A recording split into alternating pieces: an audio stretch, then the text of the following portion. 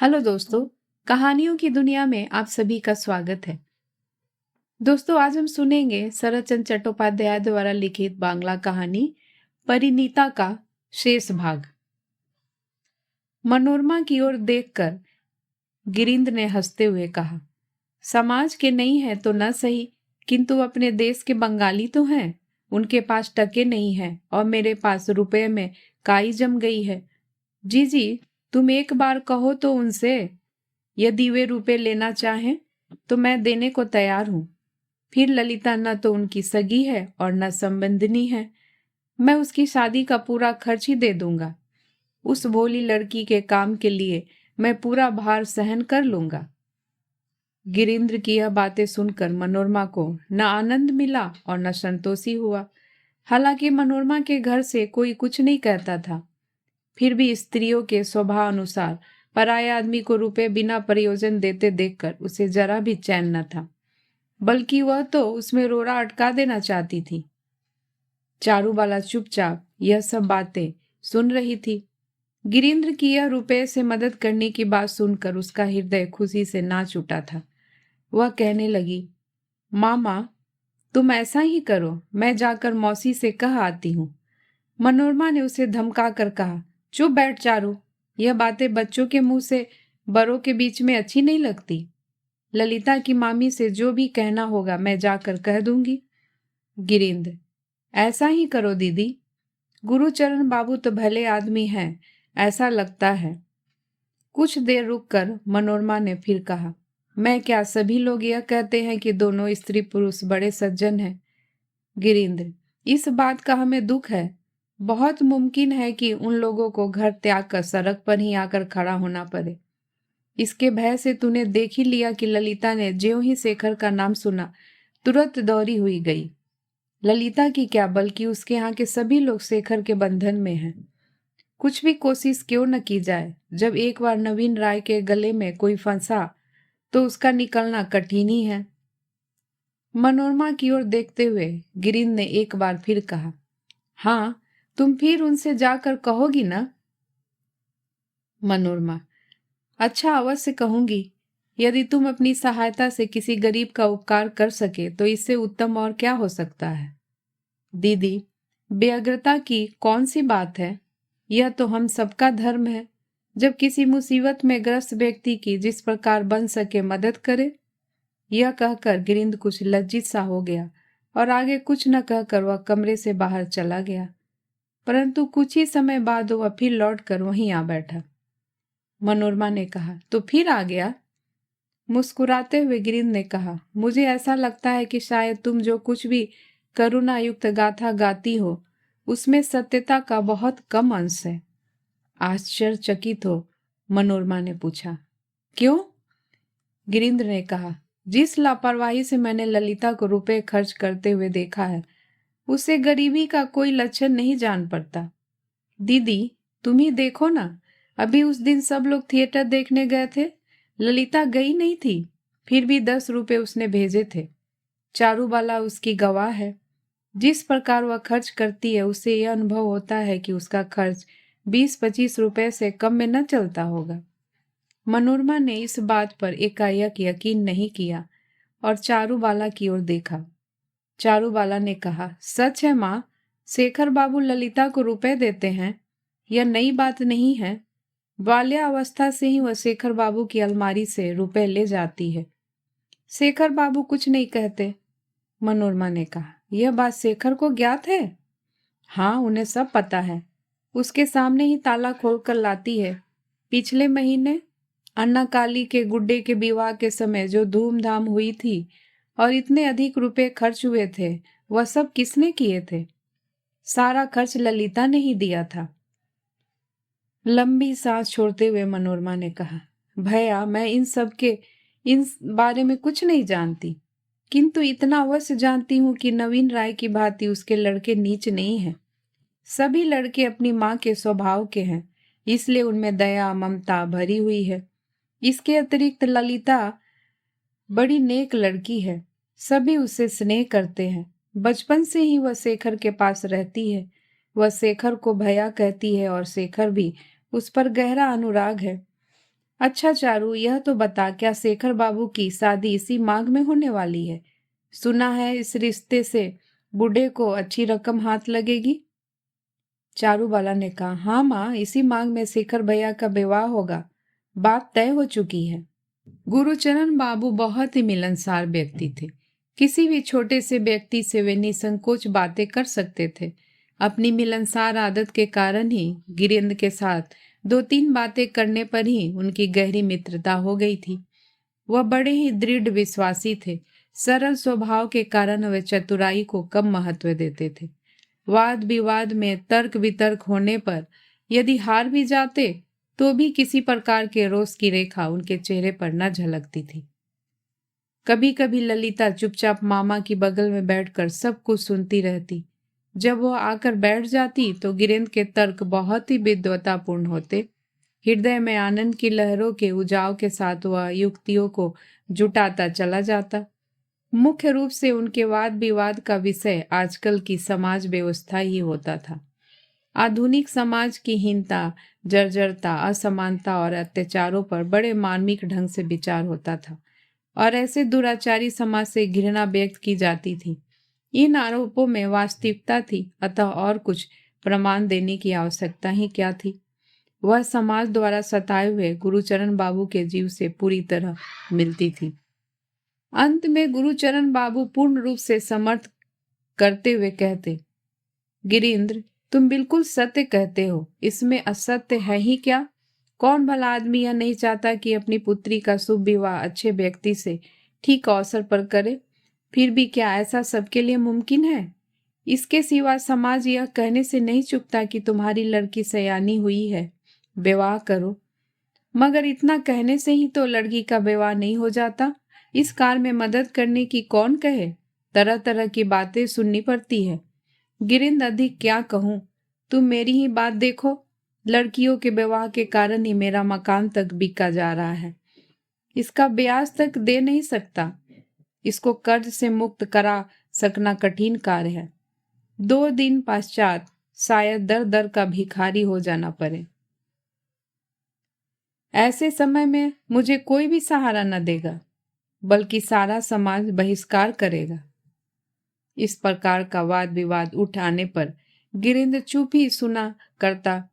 गुरुचरण बाबू उसी बहाव में कहते, भाई साहब, जो भी तुमने कहा बिल्कुल सत्य है। ऐसे समाज को त्याग कर जंगल में रहना लाख बार अच्छा है। इन पात की ढोंगियों से बिल्कुल दूर रहने में ही भलाई है। कुछ भी कठिनाई क्यों ना हो, फिर भी शांति मिलेगी। गला दबोचने और मनुष्यता को भंग करने वाले समाज में रहना हमारे लिए कठिन नहीं, यह समाज धनवानों का ही है, मेरे जैसे गरीब का नहीं। अच्छा है यही लोग मौज से रहे, हमारी आवश्यकता ही यहाँ नहीं है। यह कहते कहते वह एकदम मौन हो जाते थे। ललिता प्रतिदिन इन उदारपूर्ण युक्तियों को ध्यान पूर्वक सुनती रहती थी। केवल इतना ही नहीं, बल्कि रात को निंद्रा आने के पूर्व इन्हीं तर्कों पर विचार किया करती थी। गिरेंद्र की सभी युक्तियां उसके हृदय में समा जाती थी। मन ही मन वह सोचने लग जाती कि वीरेंद्र बाबू का कहना अक्षरशः सत्य है। अपने मामा से ललिता का अटूट प्रेम था। उसके मामा के प्रति गिरिंद जो कुछ भी कहता उसे नितांत सच समझती थी। उसे यह भी पता था कि उसके मामा की परेशानी तथा चिंताएं उसी के कारण बढ़ी है। अन्न जल भी उन्होंने छोड़ दिया है। आज उसके मामा जो ये सब कष्ट झेल रहे हैं, यह सब क्यों? क्योंकि समाज उन्हें जाति से बाहर कर देना चाहता है। इस सब का कारण एकमात्र यही न कि मेरी शादी करने में असमर्थ है। विचार कर ललिता ने सोचा, यदि आज किसी प्रकार मेरी शादी हो जाए और दुर्भाग्यवश मैं यही कल विधवा होकर फिर मामा के पास आ जाऊं, तो मामा को जाति से अलग कर दिया जाएगा। न तर्कों में उसे कोई भी सार दिखाई देता। गिरीन्द्र जो कुछ भी ललिता के मामा के प्रति श्रद्धा और सहानुभूति दिखाता था और जो कुछ भी वह कहता था, उस सबके प्रति श्रद्धा दिखाने और अपनी सहमति जताने से वह बाज न आती। ऐसा करने के सिवा उसके पास दूसरा मार्ग न था। गिरीन्द्र के प्रति उसकी श्रद्धा दिन प्रतिदिन बढ़ती गई। धीरे धीरे उसने भी संध्या की बेला का इंतजार करना शुरू कर दिया। उसकी उत्कंठा और भी बढ़ गई थी। शुरू में गिरीन्द्र बात में ललिता को आप सब से संबोधित करता था, परंतु एक दिन गुरुचरण बाबू ने मना कर दिया। कहा, ललिता तुमसे छोटी है, इसलिए आप न कहकर तुम कहा करो। अब वह ललिता को तुम शब्द से संबोधित करने लगा। गिरीन्द्र ने ललिता से पूछा, तुम चाय नहीं पीती? ललिता ने कुछ उत्तर न देकर सिर नीचा कर लिया। गुरुचरण बाबू ने उसकी ओर से उत्तर दिया, शेखर ने उसको चाय पीने से मना कर दिया है। उसका कहना है कि स्त्रियों को चाय नहीं पीना चाहिए। गिरीन्द्र को यह बात अच्छी न लगी। इस बात को ललिता ने ताड़ लिया। आज शनिवार है। आज के दिन काफी समय तक यह मजेदार मजलिस लगी रहती है। चाय पीना हो चुका था, वार्तालाप जारी था। गुरुचरण बाबू आज कुछ अनमने थे, बीच बीच में परेशानी का अनुभव करवा चुप रह जाते थे। ऐसा लगता था कि बातचीत अच्छी न लग रही थी। गिरीन्द्र ने यह देखकर पूछा, ऐसा प्रतीत होता है कि आपको कुछ शारीरिक कष्ट है, चेहरे पर उदासी है, क्या दफ्तर में कुछ गड़बड़ है? नहीं, ऐसी बात नहीं है, शरीर भी गड़बड़ नहीं है। यह कहते हुए गुरुचरण बाबू ने मुंह ऊंचा करके गिरीन्द्र की ओर दृष्टि डाली। सरल स्वभाव वाले गुरुचरण बाबू की आंतरिक चिंताएं तथा हृदय के उज्ज्वलित उद्गार उनके मुख पर झलक रहे थे। इसका वह खुद भी अनुभव न कर सके थे। ललिता पहले इन लोगों के वार्तालाप को केवल सुना ही करती थी, परंतु अब वह तर्क वितर्क में भाग लेने लगी। मामा की परेशानियों को वह भी पूर्ण रूप से समझ गई। उसने पूछा, हाँ मामा, ऐसा मुझे भी लगता है कि आपको कोई बात हृदय में कष्ट दे रही है। उसकी इस बात को सुनकर गुरुचरण बाबू को थोड़ी सी हंसी आ गई और सरल स्वभाव से स्वीकार करते हुए बोले, बेटी, सत्य है, आज मेरी दशा ठीक नहीं है। यह बात सुनकर गिरीन्द्र एवं ललिता दोनों ही टकटकी बांधकर कष्ट का कारण जान लेने के लिए उनके चेहरे की तरफ देखने लगे।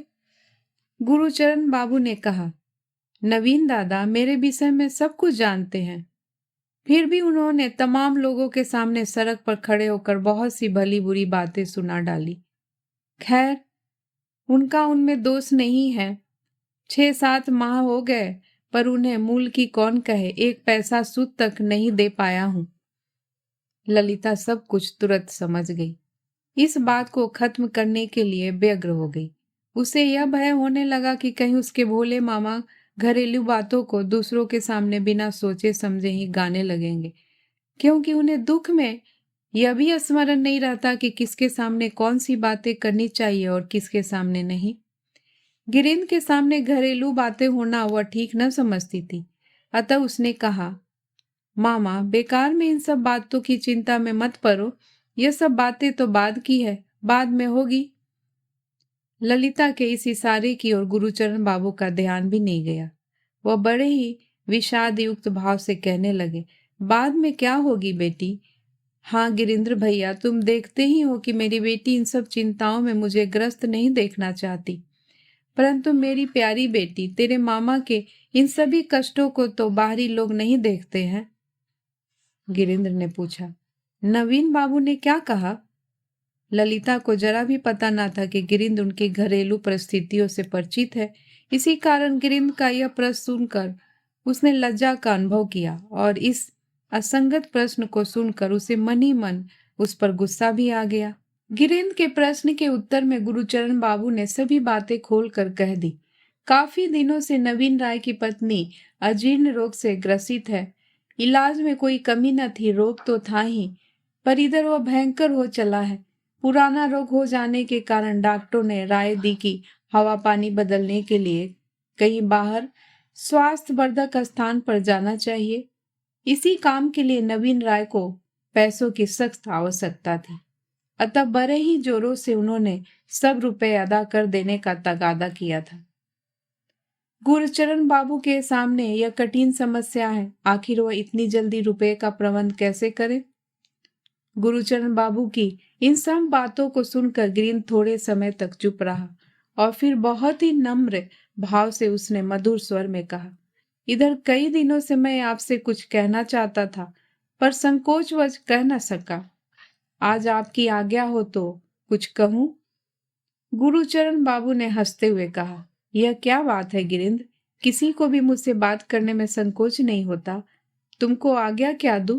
तुम बेरोक टोक कहो। गिरिंद ने कहा, जीजी से एक दिन सुना था कि नवीन बाबू बहुत अधिक सूद पर रुपए उधार देते हैं। उनसे रुपए लेकर ही आप गहरी परेशानी के जाल में पड़ गए हैं। मैंने यह सोचा कि आपकी मदद में अपनी धन राशि लगाऊं, जो कि बैंकों में पड़ी हुई है। वह किसी काम में नहीं आती। साथ ही इस समय नवीन बाबू को आवश्यकता भी है। आपका भी कर्ज से छुटकारा मिल जाएगा। गिरिंद की यह बात सुनकर गुरुचरण बाबू और ललिता दोनों उसको एकटक देखने लगे।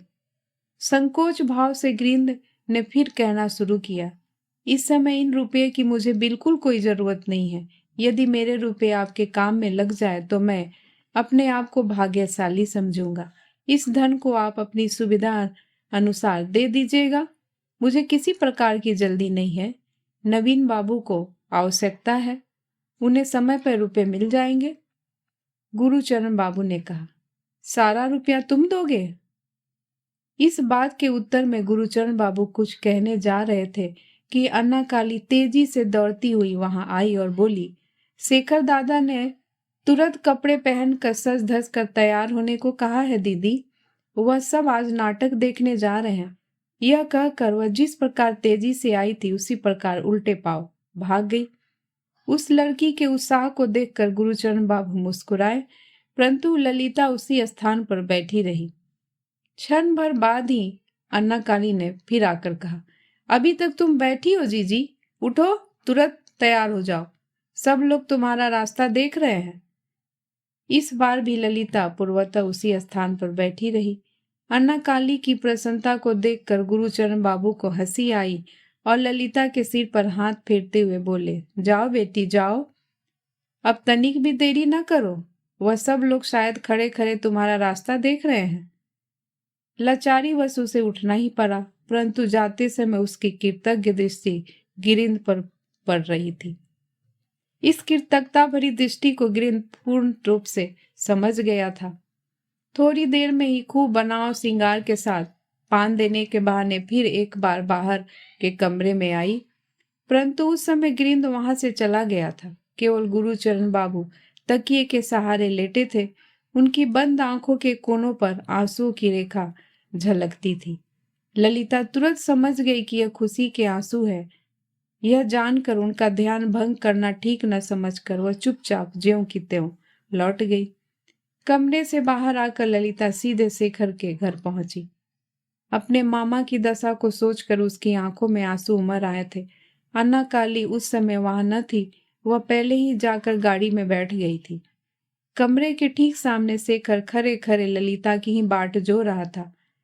सिर उठाकर देखने पर उसे ललिता की भरी आंखें दिखाई दी। इधर कई दिनों से ललिता को न देखा था, इसलिए शेखर और अधिक परेशान था। ललिता के आंसुओं को देखकर शेखर का हृदय भी द्रवित हो गया और उसने ललिता से पूछा, यह क्या ललिता, क्या तुम रो रही हो? क्या बात है? ललिता ने सिर हिलाकर अपना मुंह नीचा कर लिया। कई दिनों से ललिता को न देखने के कारण तरह तरह की भावनाओं का जागरण शेखर के हृदय में हो रहा था। वह बड़े स्नेह के साथ ललिता का मुंह ऊपर उठाकर बोला, अरे सचमुच ही तुम तो रो रही हो। आखिर बताओ तो क्या हुआ ललिता? शेखर की इस सहानुभूति तथा प्रेम भाव को देखकर वह अपने आप को संभाल न पाई। वह जहां खड़ी थी शेखर की ओर पीठ करके वहीं पर बैठ गई और मुंह ढांप कर जोर जोर से रोने लगी। शेखर सहानुभूति का प्रदर्शन करता रहा। नवीन ने मूल तथा सूद जोड़कर रुपए गुरुचरण बाबू से लिए। अब कुछ भी बाकी नहीं रहा। तमस्सु को वापस करते समय उन्होंने गुरुचरण बाबू से पूछा, कहो गुरुचरण बाबू, यह इतने रुपए तुम्हें किसने दिए?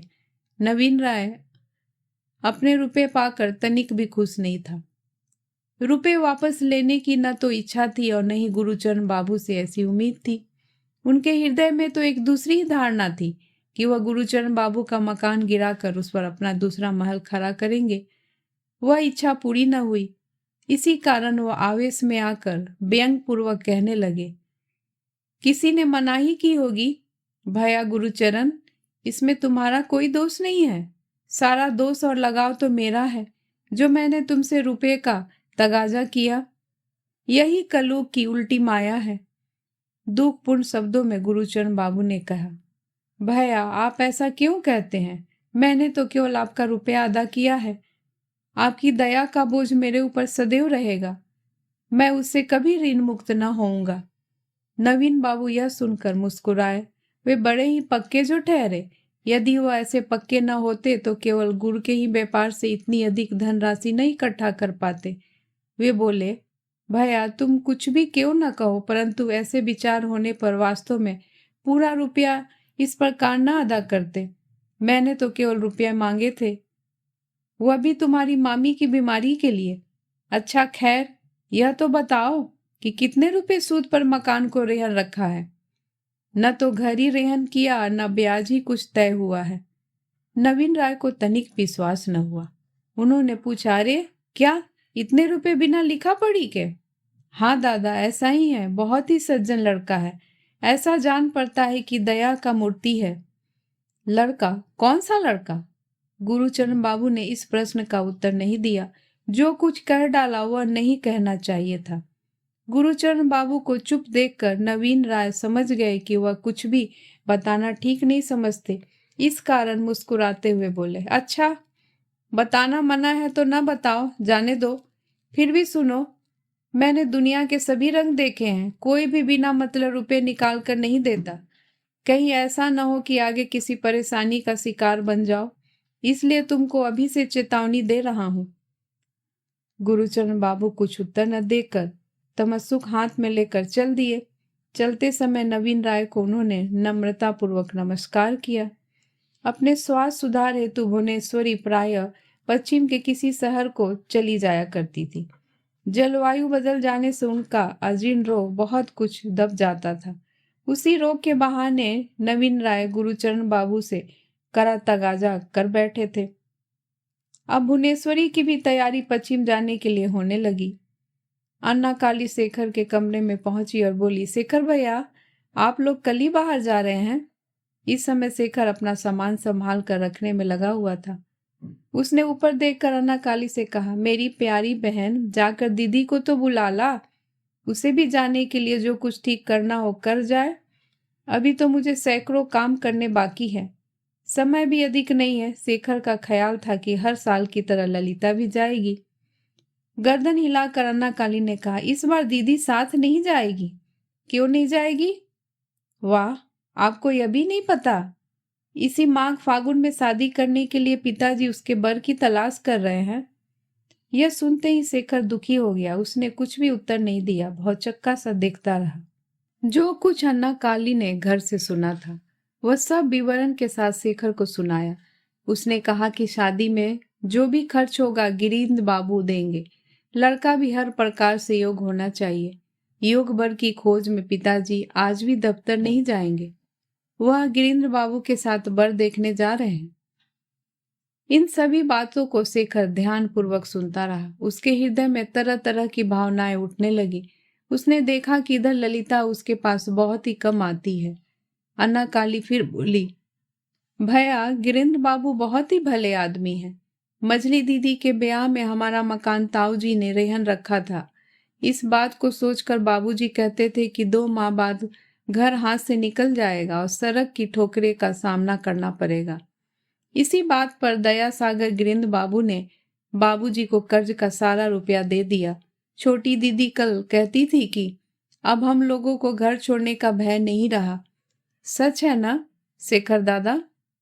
इन बातों को अन्ना काली से सुनकर शेखर अवाक हो गया और कुछ भी उत्तर न दे सका। शेखर को चुप देखकर अन्ना काली ने पूछा, क्या सोच रहे हो दादा? शेखर यह सुनकर चौंक पड़ा और बोला, जा दीदी को जल्दी बुला तो ला। यह बता देना कि मैंने बुलाया है, जरूरी काम है। दौड़ती हुई जा। तुरंत दौड़ती हुई अन्ना काली ललिता को बुलाने गई। उसके जाने पर शेखर भावनाओं के सागर में उथल पुथल मचाने लगा। सामने संदूक खोले हुए ज्यों का त्यों बैठा रहा। उसकी समझ में नहीं आ रहा था कि क्या साथ ले जाए और क्या नहीं। उसे नेत्रों में चकाचौंध प्रतीत होने लगा। शेखर के बुलावे को सुनकर ललिता तुरंत ऊपर आई, परंतु कमरे में जाने के पूर्व उसने शेखर को बड़े गहरे विचारों में निमग्न सा देखा।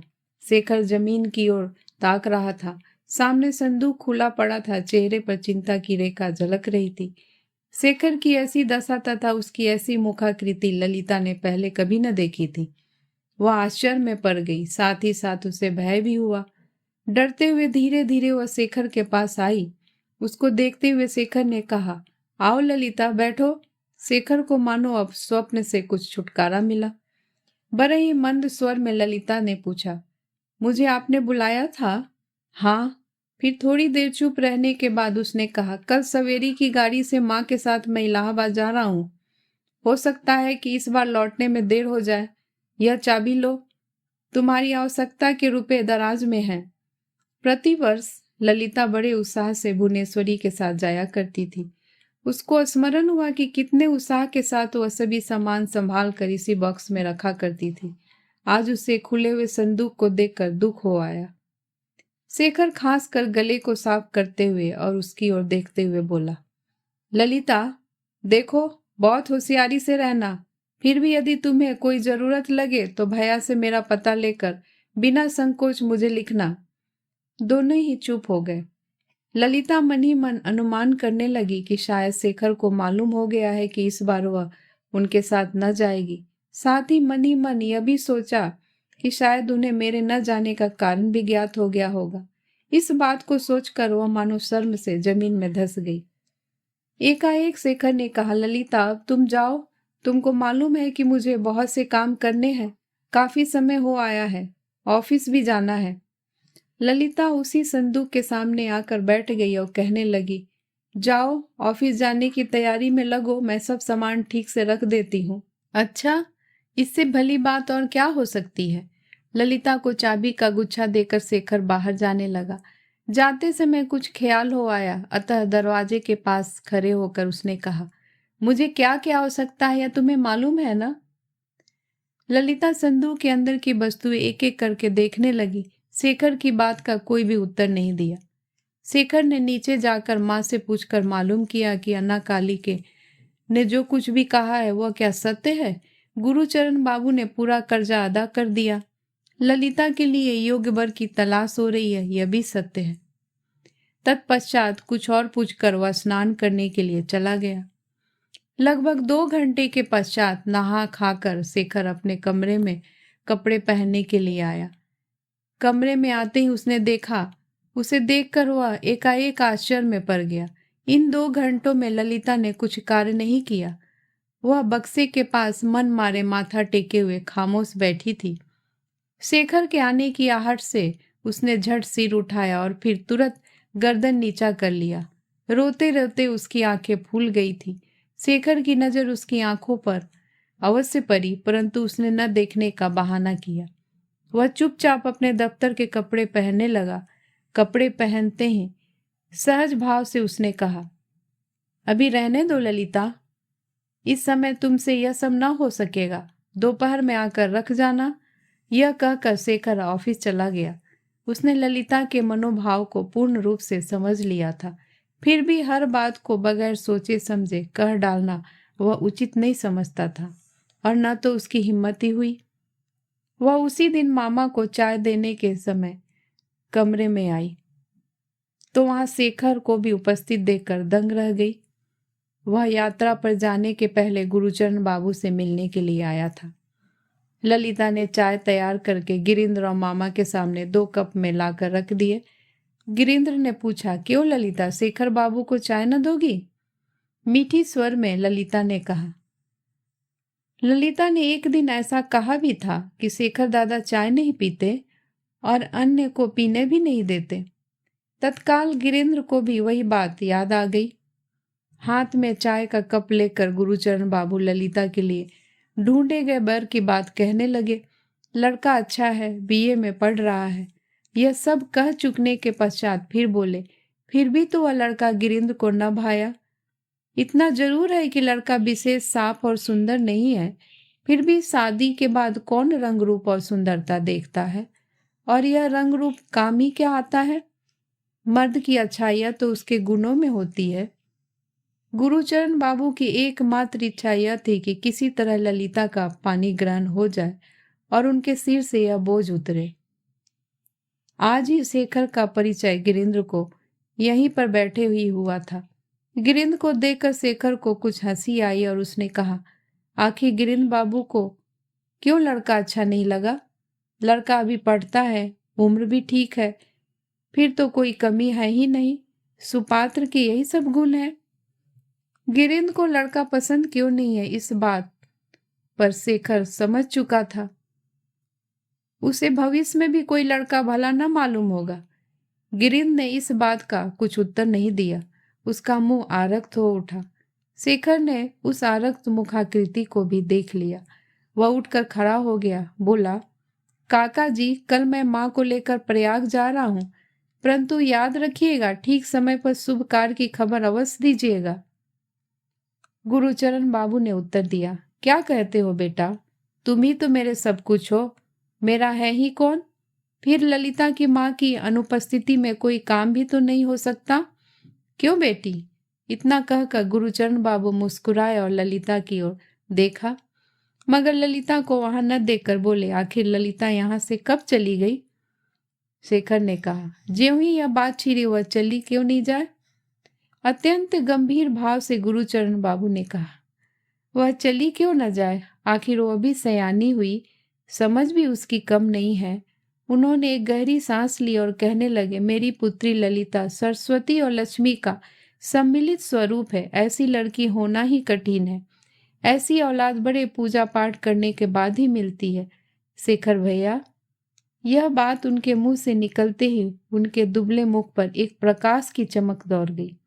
उनकी ऐसी अवस्था देखकर गिरिंद्र तथा शेखर दोनों में श्रद्धा का बहाव उमड़ गया। ललिता अपने विषय की बात होते देखकर वहां से चली आई और सीधे शेखर के कमरे में पहुंची।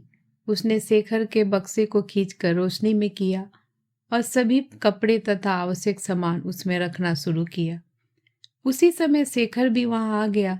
शेखर के आते ही ललिता की दृष्टि उस पर पड़ी। वह एकाएक चक्कर में पड़ गई, कुछ बोल न सकी। जिस प्रकार किसी मुकदमे का हारा मुवक्किल एकदम निर्जीव सा हो जाता है, बोल नहीं पाता, उसकी सूरत बिगड़ जाती है, उसको पहचान सकना भी कठिन हो जाता है, ठीक वैसी ही हालत उस समय शेखर की थी। अभी 1 घंटे में ही शेखर की मुखाकृति ऐसी बदल गई थी कि ललिता उसे पहचान नहीं पा रही थी। न जाने कैसी उदासी और परेशानी शेखर के मुख पर छाई थी। मालूम होता था कि उसका सर्वस्व लुट चुका है। उसने कुछ भारी तथा सूखे स्वर में पूछा, ललिता, क्या कर रही हो? शेखर की दशा देखकर ललिता हैरान थी। वह उसके पास आई और पकड़कर बोली, क्या हुआ भैया, इतना परेशान क्यों हो? ललिता को दिखाने के लिए शेखर थोड़ा मुस्कुरा दिया और बात बनाते हुए बोला, कहाँ? हुआ तो कुछ भी नहीं। ललिता के स्नेह भरे हाथों के छूने से उसमें कुछ जान आ रही थी। पास ही पड़ी हुई कुर्सी पर बैठते हुए शेखर ने कहा, क्या कर रही हो ललिता? ललिता ने उत्तर दिया, आपका ओवरकोट रखने को रह गया था, उसे ही बक्सा में रखने आई हूँ। बड़े ही चाव से शेखर उसकी बातें सुन रहा था। ललिता कहती गई, पिछले साल गाड़ी में तुम्हें सर्दी से बड़ा ही कष्ट हुआ था। कोट तो तुम्हारे पास थे, किंतु बड़ा और मोटा कोट कोई भी नहीं था। इसी कारण वहां से लौटने पर यह ओवरकोट तुम्हारे नाप का बनवा लिया है। यह कहकर ललिता ने उस कोट को यथास्थान रख दिया और शेखर से कहा, भैया सर्दी के समय अवश्य पहन लेना। अच्छा, कहकर शेखर थोड़े समय तक ललिता की ओर एकटक देखता रहा। फिर उसने एकाएक कहा, नहीं, ऐसा कदापि नहीं हो सकता। ललिता ने कहा, क्या नहीं हो सकता भैया? क्या इस कोट को नहीं पहनोगे? शेखर ने बात बताते हुए कहा, ऐसी बात नहीं, दूसरी बात है। नहा कर उसने ललिता से पूछा, क्या माँ का भी सामान ठीक हो गया है? ललिता, हाँ, मैंने ही तो दोपहर को बांध कर ठीक कर दिया है। यह कहते हुए सब सामान देखकर ललिता ने बक्सा बंद कर दिया। थोड़ी देर पश्चात शेखर ने ललिता से पूछा, अच्छा, अब मेरा अगले वर्ष से कैसे काम होगा? क्यों? ललिता, इस क्यों का मुझे पूर्ण अनुभव हो रहा है। वास्तव में यह बात शेखर के मुंह से निकल तो गई, किंतु उस बात को बदलते हुए हंसी के साथ उसने कहना शुरू किया, अच्छा ललिता, दूसरे घर जाने से पहले यह बता देना कौन सी चीज कहाँ पर है, क्या क्या है और क्या नहीं, कौन वस्तु कहाँ आवश्यक है, इन सब की जानकारी मुझे अवश्य करा देना ताकि किसी प्रकार की दिक्कत न उठानी पड़े और समय पर सभी चीजें मिल भी जाए। थोड़ा सा चिढ़कर ललिता ने कहा, अरे जाओ। शेखर को हंसी आ गई। वह बोला, केवल जाओ कहने से तो काम न बन सकेगा। ललिता, यह सत्य है, आखिर तुम ही सोचो कि मेरा काम आगे कैसे चलेगा। मेरी इच्छा तुम्हें मालूम है कि बड़ी है, परंतु उसकी पूर्ति की सामर्थ्य मुझमें नहीं है। फिर सब काम नौकरों द्वारा नहीं कराए जा सकते। मुझे अब ऐसा लग रहा है कि तुम्हारे मामा की तरह सादा जीवन बिताना पड़ेगा। कुर्ता और धोती पर ही बसर होगी। खैर, कुछ भी हो, परमात्मा की जैसी इच्छा हो। ललिता शर्मा कर चाबियां फेंक कर चली गई। उसको जाते देखकर शेखर ने जोर से आवाज दी, ललिता, सवेरे अवश्य आ जाना। परंतु ललिता ने सुनकर भी अनसुना कर दिया। वह तेजी से दूसरी मंजिल पर चली गई।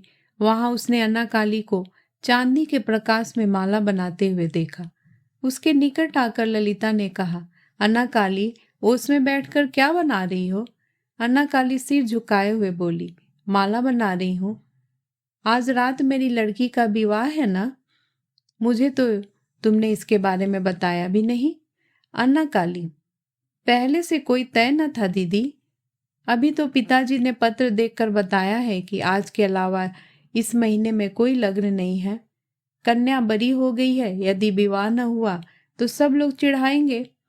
आज ही शुभ मुहूर्त में विवाह हो जाएगा दीदी। हाँ, 2 रुपए दो, बारातियों के लिए मिठाई मंगवाना है।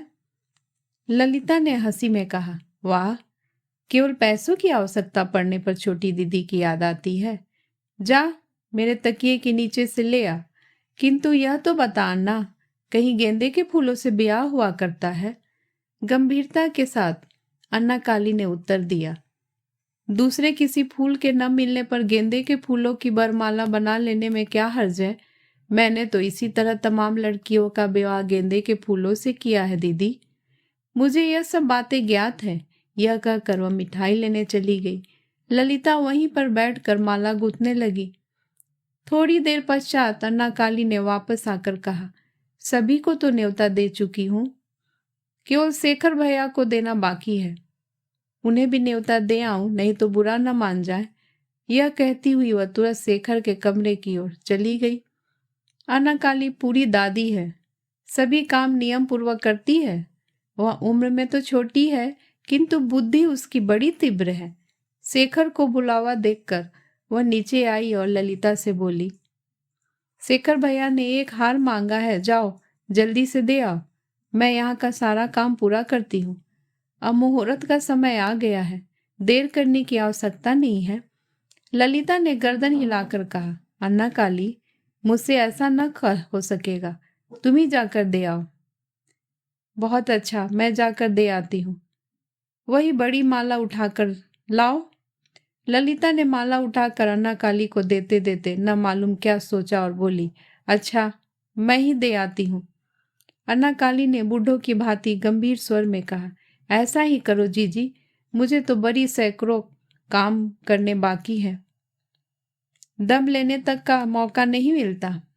अन्नाकाली के कहने के ढंग और बूढ़ों जैसी बातें सुनकर ललिता की हंसी न रुक सकी। वह माला लेकर हंसती हुई चली गई। शेखर के घर पहुंचकर ललिता ने झरोखे से देखा, शेखर कोई पत्र लिखने में एकाग्रचित्त व्यस्त है। धीरे सुन इस दरवाजा खोला, अंदर पहुंची और चुपके से शेखर के पीछे जा खड़ी हुई। उसके वहां आने का आभास शेखर को नहीं हुआ। क्षण भर चुप रहने के पश्चात ललिता ने शेखर को चकित कर देने के लिए धीरे से वही माला पहना दी और तुरंत कुर्सी के पीछे हटकर बैठ गई।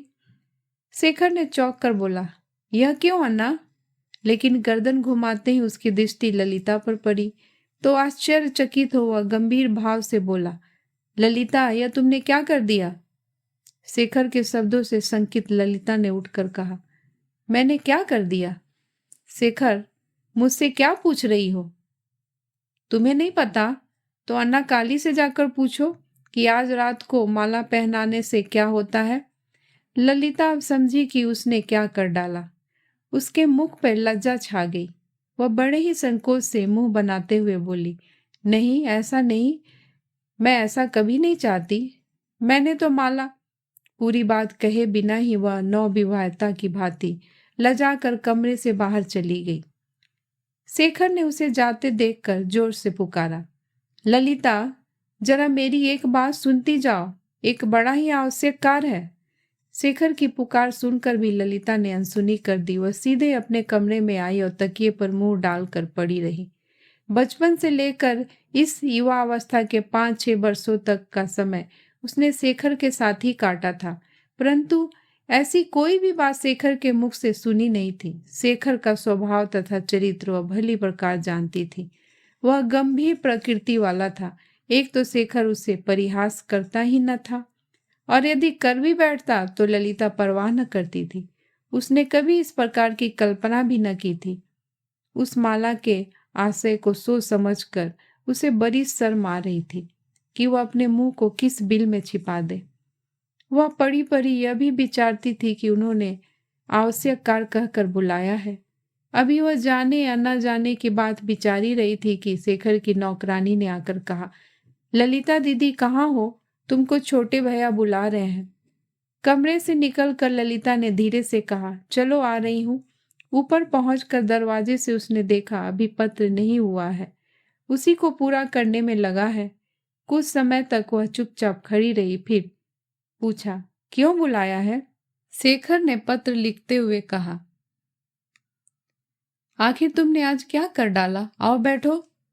ललिता ने रूठ कर कहा, जाने दो, फिर वही बात। आखिर उसमें मेरा क्या कसूर है ललिता? तुम्ही ने तो यह सब किया है। ललिता, मैंने कुछ नहीं किया। मेरी माला वापस करो। शेखर, इसलिए तो तुम्हें बुलाया है ललिता, मेरे पास आओ, मैं तुम्हारी माला वापस किए देता हूँ। तुमने जो अधूरा काम किया है उसको पूरा कर दूं। दरवाजे के पास खड़ी हुई ललिता चुपचाप न जाने क्या सोचती रही। फिर बोली, मैं सत्य कहती हूँ, यदि ऐसी हंसी मजाक मुझसे करोगे तो मैं कभी ना आऊंगी। मेरी माला लौटा दो। शेखर ने गले में पड़ी माला को उतार कर कहा, आकर ले जाओ ना, उसे मेरे पास फेंक दो, मैं वहां ना आऊंगी। यदि पास ना आओगी तो न दूंगा, न दो। यह कहकर ललिता चल पड़ी। उसे जाते देखकर शेखर चिल्लाकर बोला, यह अधूरा काम छोड़कर क्यों जा रही हो? वह जाते जाते नाराज होकर कहती गई, अधूरा है तो अधूरा ही सही। ललिता वहां से चली तो गई, परंतु नीचे नहीं गई। वह छज्जे के एक कोने पर खड़ी होकर आकाश की ओर देखती हुई न जाने क्या क्या सोचती रही। ऊपर चांद मुस्कुरा रहा था और उसकी सुनहरी किरणें सारी दुनिया को रंगमय बना रही थी। उन शीतल किरणों के रंग में ललिता भी विभोर थी। खड़े खड़े उसके हृदय में न जाने क्या क्या कल्पनाएं उठ रही थी। अपने ऊपर क्रोध भी आ रहा था और शर्म भी। वहीं खड़े खड़े एक बार शेखर के कमरे की तरफ देखा। पता नहीं क्यों उसके चेहरे पर अभिमान की रेखा झलक आई और नेत्र सजल हो गए। वह अबोध बालिका न थी कि उसे इन सब बातों का पता न था। फिर इस प्रकार हंसी करने का क्या मतलब हो सकता है? उसकी दशा कितनी गिरी हुई है। वह एक अनाथ बालिका है, उसके मामा का ही एकमात्र सहारा है, फिर भी पराये लोग निरुपाय समझकर आदर करते हैं। शेखर का व्यवहार भी इसी प्रकार का है। वह मुझे निराश्रित समझकर ही स्नेह और आश्रय देता है, तथा शेखर की माँ भी अपार स्नेह करती है। दुनिया में उसका कौन है? किसी पर ललिता का अधिकार नहीं है, इसलिए तो गिरीन्द्र ने उसके उद्धार का पूरा भार उठाया है।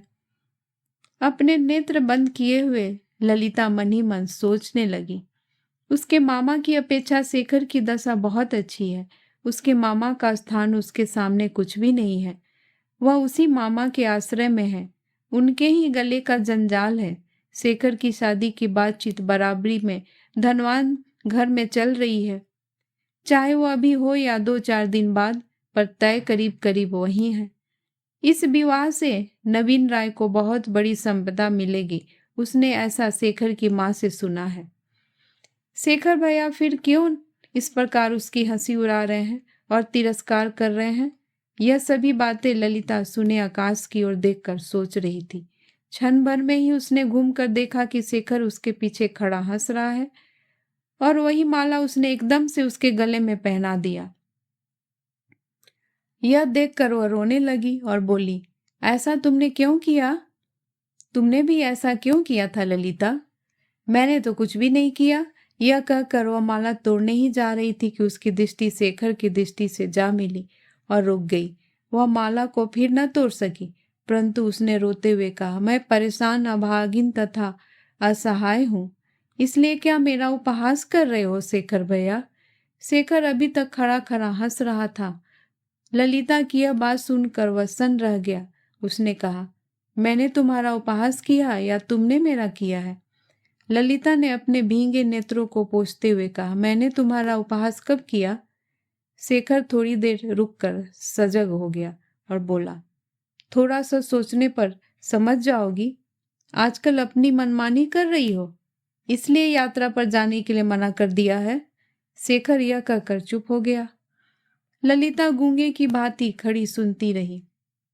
चंद्र किरणों की रुपहली आभा में दोनों खड़े थे, लेकिन नीचे कमरे में अन्ना काली अपनी गुड़िया की शादी कर रही थी। शंख ध्वनि गूंज रही थी और खामोशी भंग हो रही थी।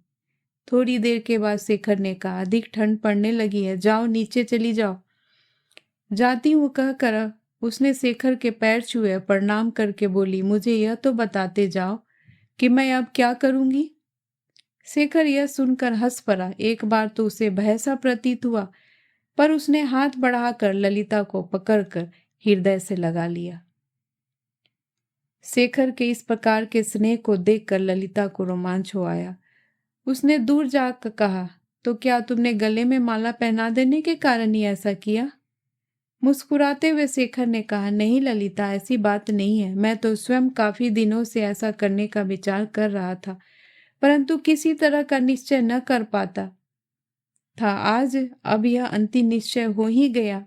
मुझे आज अनुभव हो रहा है कि तुम्हें त्याग कर मैं कहीं रह नहीं सकता। ललिता, परंतु तुम्हारे पिताजी यह सुनकर अवश्य क्रोध करेंगे और माताजी को भी महान कष्ट होगा। जो कुछ भी तुमने सोचा है वह न हो पाएगा।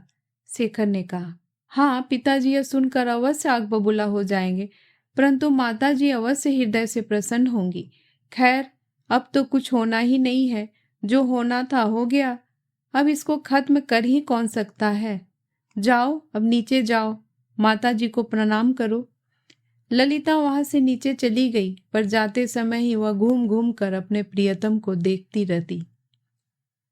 लगभग 3 माह बाद गुरुचरण बाबू मलिन मुख नवीन बाबू के यहाँ आकर फर्श पर बैठने ही वाले थे कि नवीन बाबू ने बड़े जोर से डांट कर कहा, न न न, यहाँ पर नहीं, उधर उस चौकी पर जाकर बैठो।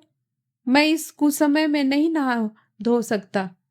तुमने जाति बदली है, यह सत्य है ना? शुभ होकर गुरुचरण बाबू एक दूर की चौकी पर जाकर बैठे।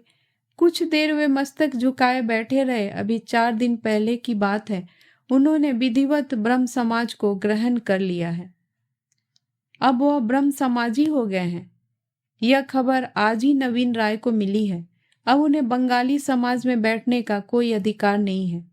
सामने गुरुचरण बाबू को बैठे हुए देखकर नवीन राय की आंखों से गर्म लपटें निकलने लगी, परंतु गुरुचरण बाबू एक अपराधी की तरह मौन बैठे रहे। किसी सलाह सूद के बिना ही वे ब्रह्म समाजी हो गए थे। परंतु उसी समय से घरेलू परेशानियां बढ़ गई तथा रोना चिल्लाना मचा रहता था। घर का कोना कोना अशांत था।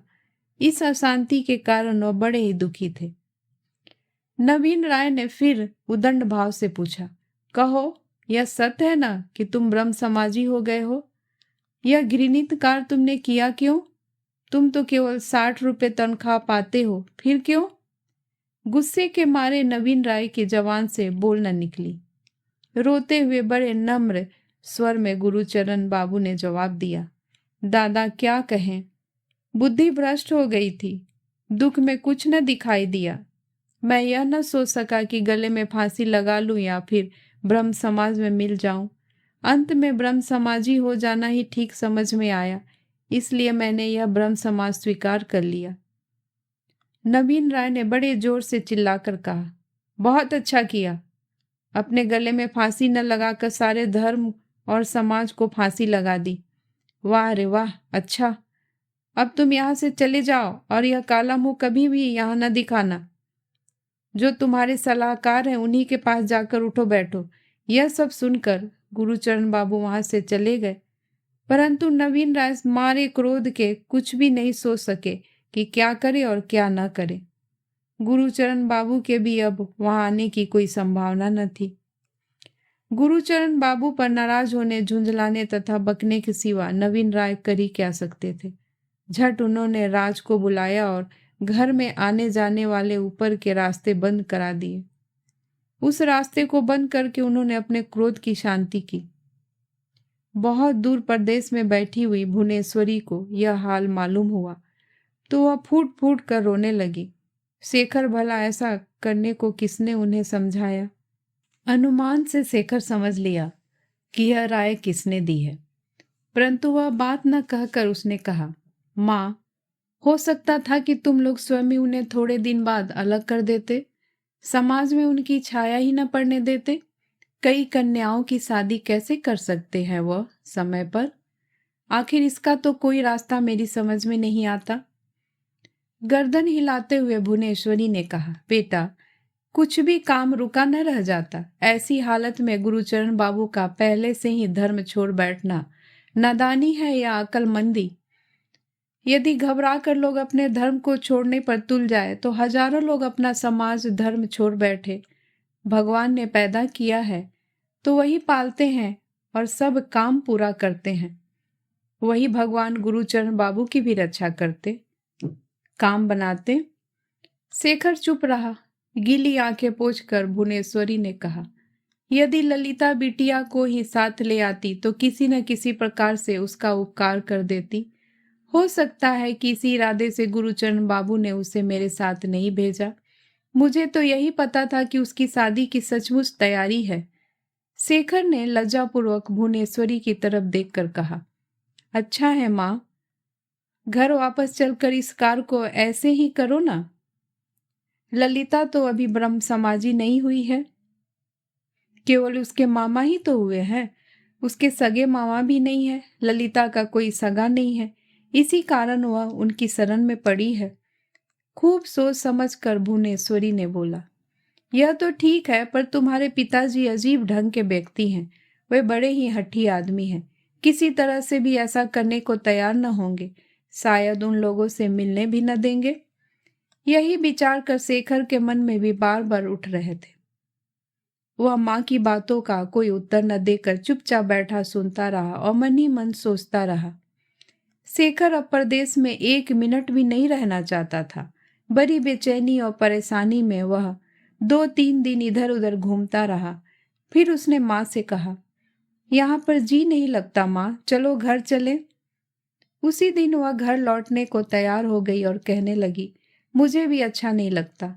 कलकत्ता वापस आने पर दोनों ने देखा कि छत से आने जाने वाला रास्ता बंद कर दिया गया है। गुरुचरण बाबू से कोई भी नाता रिश्ता करना नवीन राय को भला न लगेगा, यहाँ तक कि बोलना भी बुरा लगेगा। यह बात वे दोनों तुरंत टाल गए। रात के समय जब शेखर खाने बैठा तब माँ भी आकर उसके पास बैठ गई। कुछ देर बाद वह बोली, गिरेंद्र के साथ ही ललिता की शादी तय हो रही है, यह मैं पहले ही समझ गई थी। सिर नीचा किए हुए शेखर ने पूछा, किसने कहा? भुवनेश्वरी, उसकी मामी ही कह रही थी, और कौन कहता। दोपहर के समय जब सो गए थे तो मैं स्वयं मिलने गई थी। मारे दुख के उसकी मामी ने अपनी आंखें लाल कर ली। थोड़ी देर बाद अपने आंसू पोंछकर सब कुछ कह गई। उन्होंने ही कहा, यही तकदीर का खेल है शेखर, किसको दोषी ठहराया जाए। कुछ भी सही, पर गिरीन्द्र भी एक भला लड़का है, नम्र स्वभाव वाला है। उसके यहाँ ललिता को किसी प्रकार का कष्ट न होगा। वह धनवान भी है। यह कहकर वह चुप हो गई। उत्तर में न तो शेखर कुछ कह ही सका और न सामने रखी हुई थाली से उठाकर खा ही सका। थोड़ी देर बाद माँ वहां से उठकर चली गई और शेखर भी बिना खाए पिए उठ गया। हाथ मुंह धोकर वह अपने बिछौने पर जा पड़ा। दूसरे दिन संध्या समय शेखर टहलने निकला। उस वक्त गुरुचरण बाबू के यहाँ पहले की तरह चाय उड़ रही थी।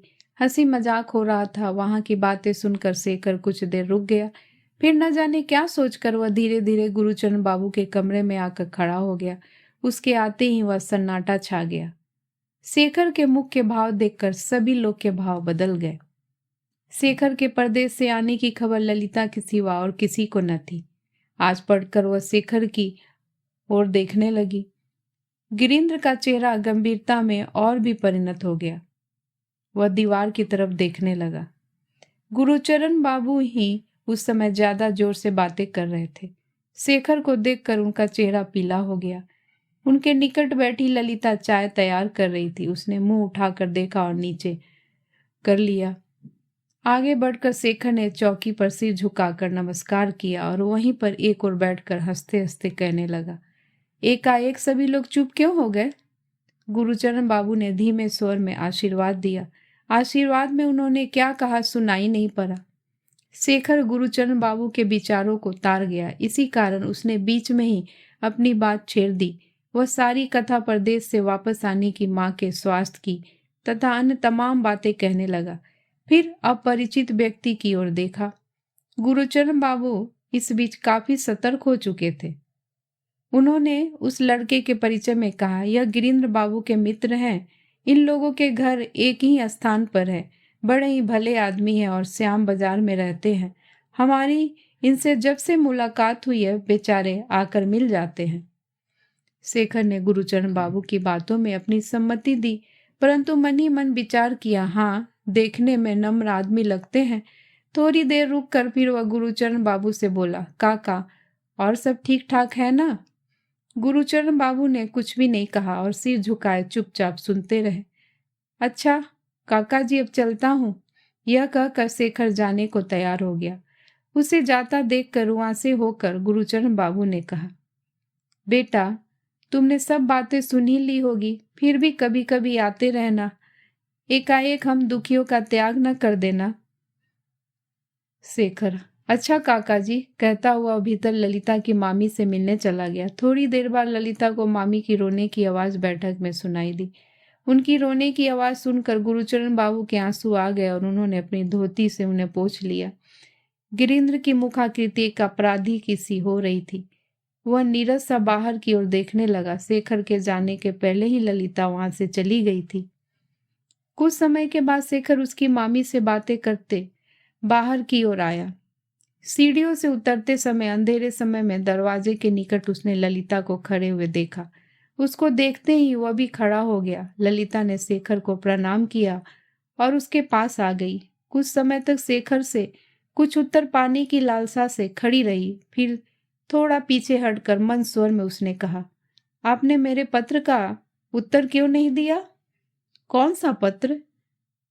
उसमें बहुत सी बातें थी। अच्छा, उन बातों को छोड़ो, यहाँ की सभी बातें आपने सुनी ली है। मेरे लिए क्या हुक्म देते हो? शेखर ने आश्चर्य में पड़कर कहा, मेरा हुक्म? मेरा हुक्म किस लिए? मेरे हुक्म से लाभ ही क्या है? ललिता ने शांत होकर कहा। क्यों? शेखर, और नहीं तो क्या, मैं किसे हुक्म दूं? ललिता, मुझको हुक्म दो, और किसको दोगे? शेखर, तुम्हें क्यों हुक्म दूंगा? फिर हुक्म देने पर तुम उसको मानोगी ही क्यों? शेखर के इस कथन में करुणा मिश्रित थी। ललिता यह सुनकर मन ही मन घबरा उठी। उसने शेखर की छाती के समीप सिरकते हुए कहा, जाने दो इन बातों को, इस समय यह मजाक अच्छा नहीं लगता। तुम्हारे पांव पड़ती हूँ, मुझे अब तंग मत करो। बताओ कैसे क्या होगा? मुझे डर के मारे रात को नींद नहीं आती। आखिर भय किस लिए? ललिता, क्या कह रहे हो? भय न लगेगा तो फिर क्या लगेगा? न तो तुम ही यहाँ थे और न माता जी ही थी। फिर मामा ने क्या कर डाला वह भी तुमसे छिपा नहीं है। अब यदि माँ मुझे न स्वीकार करे तो? थोड़े समय बाद शेखर ने कहा, वह तो ठीक ही है, अब माँ कैसे स्वीकार कर सकती है? उन्हें यह भी पता चला है कि तुम्हारे मामा ने अन्य लोगों से काफी पैसे लिए हैं। साथ ही अब वो ब्रह्म समाजी भी हो गए हैं। हम लोग हिंदू हैं। अन्ना काली ने उसी वक्त आकर ललिता से कहा, मामी बुला रही हैं। ललिता ने जोर से कहा। अच्छा तू जा, मैं अभी आती हूँ। फिर नम्रतापूर्वक शेखर से कहने लगी, यह कुछ भी क्यों न हो, फिर भी जो धर्म तुम्हारा है वही मेरा है। यदि वह तुमको नहीं अलग कर सकती तो मुझे भी नहीं अलग कर सकती। इसके सिवा गिरीन्द्र बाबू के लिए हुए रुपए मैं उन्हें लौटा दूंगी। यह तो मेरे ऊपर कर्जा है, 2 दिन आगे पीछे लौटाना ही होगा। शेखर, इतना अधिक रुपया देने के लिए कहाँ से मिलेगा? ललिता इस बात के उत्तर में काफी समय तक चुप रही, फिर हंसकर बोली, क्या आपको ज्ञात नहीं कि स्त्रियों को रुपया कौन देता है? मैं भी उन्हीं से ले आऊंगी। शेखर के हृदय में उथल पुथल मची हुई थी। वह फिर कहने लगा, परंतु मामा ने उस रुपये के लिए तुम्हें बेच तो डाला है।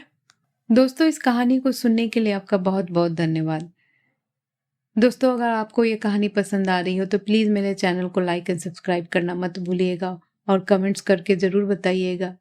मैं फिर हाजिर होंगी कहानी के अगले भाग के साथ। तब तक के लिए नमस्कार।